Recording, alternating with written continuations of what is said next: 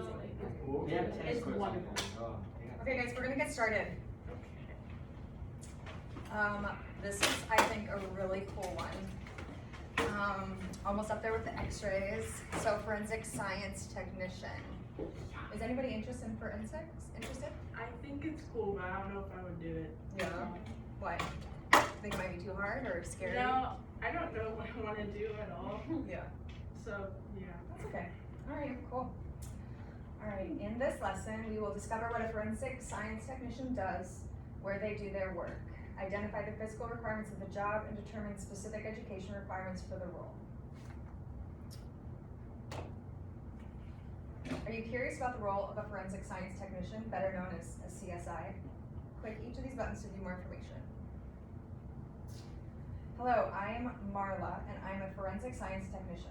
If you watch any of the popular cop or legal shows, you're probably a little familiar with what a forensic science technician does. A forensic science technician, also known as a crime scene investigator or CSI, assists in crime investigation by collecting and analyzing evidence in criminal investigations.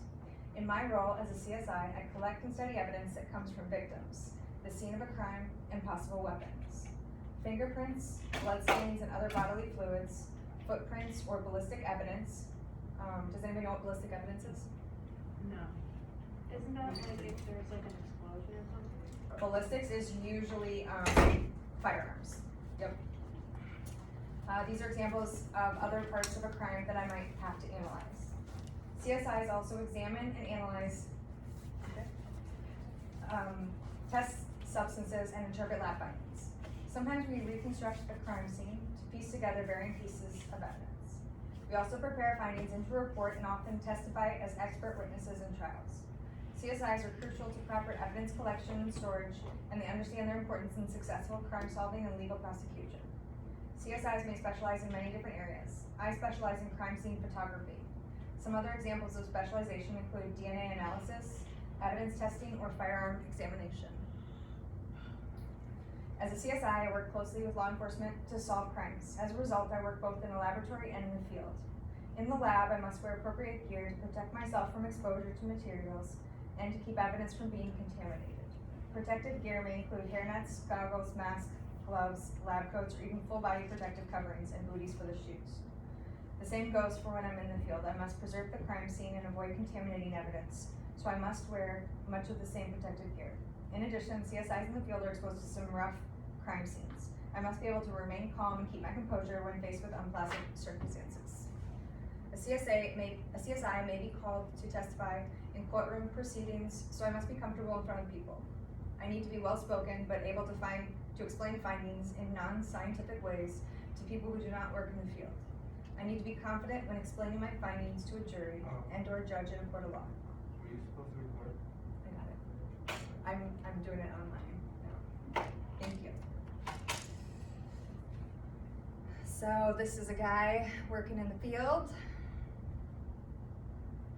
and here they're looking at blood spatter, and this is just from a lab, so it's not real, but they're students there, so it's fake.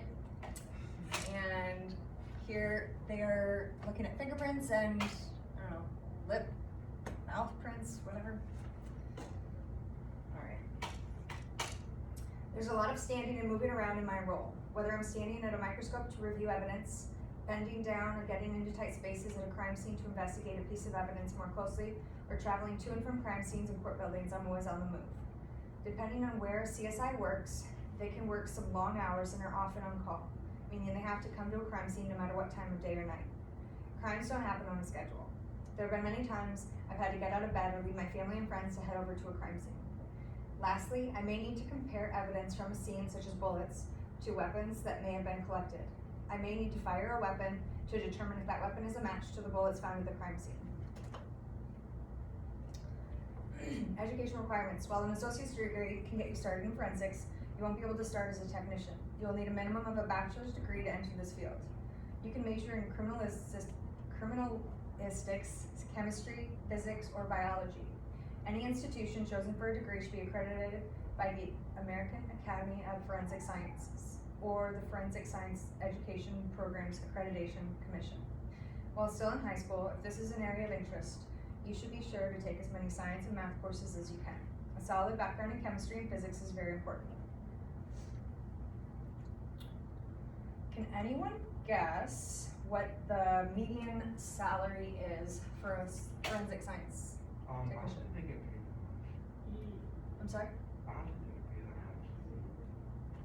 So So what do you think? maybe say 80. I was gonna say 60,000. Is 80 like not a lot of money? Oh, 80 that's not that right. I mean, That a is lot. year. No, yeah, that is a lot of money. Let me say 65. Alright, you guys are close. It's, the median salary is 58,000, but specialists can make upwards of 90,000. Oh, what year do you think they started using fingerprints for solving crimes? They did that 19 one time. 1948. I'm watching this show 1982. that's like based way back when, and I'm trying to figure out. It was before like the World War, so it's like So before late 1948? 1800s, early 1900s. So, 1982. a little before that. I want to say it was like 18. So 1924 is when it's documented, but I actually, I found these really cool website, and it was saying back, let's see. It's talking about, oh, here we go. Back in 44 BC, when Julius Caesar was stabbed to death by Roman senators, a physician named Antistichus was called to study the corpse of Julius Caesar. Upon examination of the body, Antistichus concluded that who was responsible for the crime and the guilty senators were sentenced to death. So that wasn't really about fingerprints, but that was just forensics in general. But it says fingerprints pretty much solidly go back to 1924. I was close. So, what else was I gonna tell you? Forensic science wasn't invented by scientists. Although its methods are highly scientific, forensic science owes its beginnings to cops who relied heavily on observation and common sense. Police officers used fingerprints to identify culprits, led to forensic science as we know it today. The most impressive advances, such as DNA testing and UV light screening, came into the picture much later when technology was more advanced. Do you guys know what they use UV light screening for? Oh, to see like, wait. Am I Doesn't thinking it of it help? right there? In blood. Is it blood? Yeah.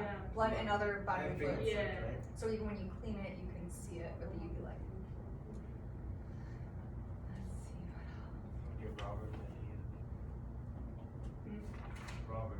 Things go up with the UV. Oh, Let's okay, go. here we go. So DNA testing hasn't been around for really all that long.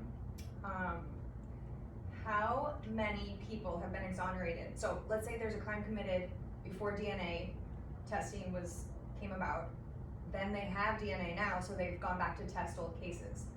How many wrongfully convicted individuals have been I exonerated? saw this the other day. Like 1,000, No, not No. that many. 200. 242 to Oh, date. I was close enough. That's It's like it? sad to go. It's back probably and more, look but I think at that's just old me. Okay, I was gonna say like maybe I'm- 20K. Not Never quite, mind. because it still takes a lot of evidence to prove that Oh, that's they did it. But, and it has to show that they could not have committed the crime, not just that they found someone else's DNA, but anyway. Let's see. Oh, okay. What piece of crime scene data is responsible for identifying over 93% of remains? Wait, what did you say? What piece of crime scene data is responsible for identifying over 93% of remains? I don't comprehend. I don't understand. So Remains. what part of what part, let me give it away. Is it like skin cells? Not Like, quite, but that's close. something where, like, Sweat hair glands. scraps and- Nope. Fingerprints. Dental. Dental records. Because bones are among the sturdiest parts of the body, they're often best preserved area in remains. Combine this with the fact that every individual has a unique dental imprint, and you have the recipe for an extremely reliable form of identification. Identification by dental records is especially useful in cases where the victim was left unrecognizable. So if it's the body has been there a while, their skin would be gone, decayed, and all that's left is bones and teeth.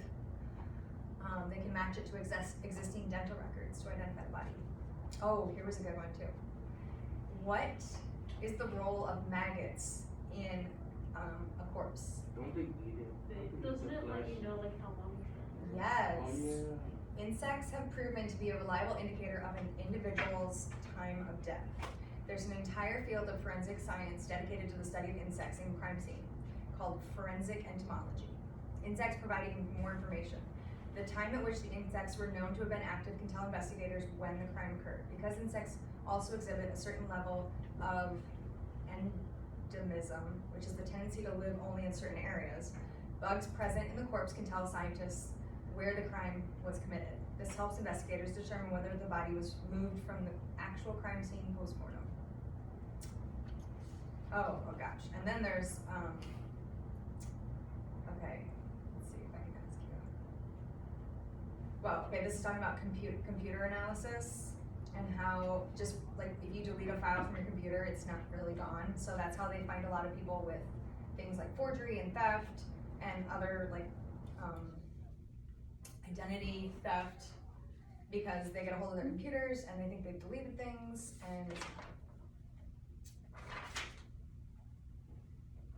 oh, this was good too. Despite its reputation, forensic science is only the second best method of identifying criminals. So what is number one? Wait, what did you say?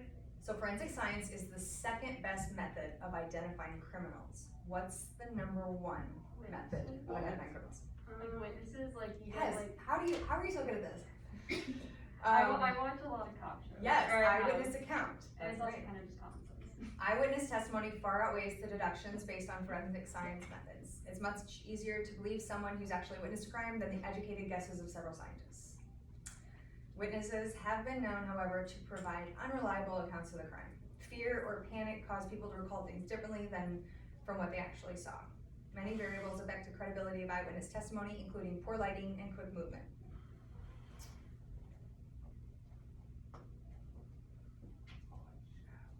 Okay, let's see.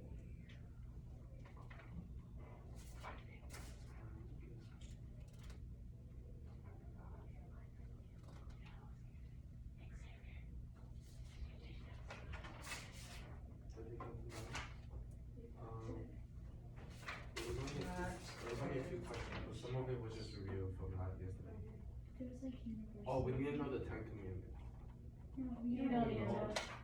We don't? That was No. one of the questions. Yeah, there's one of the questions, but it's just like. Oh, thank God. I was gonna get that one. Yeah. Right, I was gonna get that one. Oh, we're on the winning team. You gotta get a Uno card. Yeah, I'll get it tomorrow. Everyone got 7 and up except Jordan. Jordan got 2. All right, you guys, take out your iPads and pull up the worksheet.